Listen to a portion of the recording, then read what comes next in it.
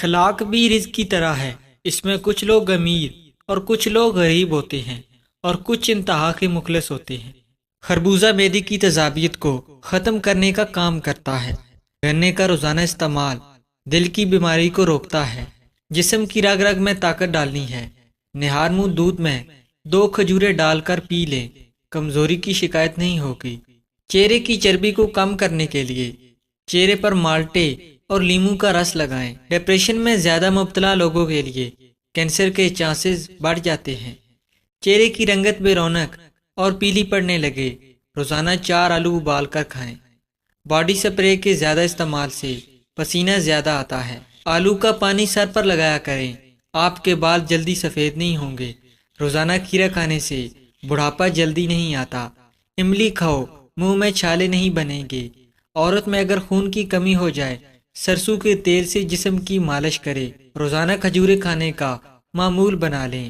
پانی پینے کی فوری بعد لیٹنا نہیں چاہیے، اس سے گردوں میں پانی چلا جاتا ہے۔ کچا دودھ پینے سے رنگت بھی کالی ہو جاتی ہے۔ نہار منہ انار کھائیں، دن میں تھکاوٹ نہیں ہوگی۔ اللہ تعالیٰ کی ذات پر مضبوط یقین آپ کی زندگی میں 90% مسائل خود بخود حل کر دیتا ہے۔ کھانے کے بعد نہانے سے بچو، کیونکہ کھانے کے بعد نہانا صحت کے لیے نقصان دہ ہے۔ میتھی استعمال کرو، دل جوان ہو جائے گا۔ چلغوزے کھانے سے عورت کبھی بوڑھی نہیں ہوتی۔ جن کو غصہ زیادہ آتا ہے ان کا دماغ کمزور ہو جاتا ہے۔ آنکھیں خوبصورت بنانی ہیں، شہد اور سرما ملا کر لگاؤ، آنکھیں چمک جائیں گی۔ دہی کھانے سے ڈپریشن اور ذہنی تناؤ سے چھٹکارا ملتا ہے۔ برفی کھانے سے بندہ جلدی بوڑھا ہو جاتا ہے۔ نہار منہ نیم گرم پانی پینے سے دانت مضبوط ہوتے ہیں۔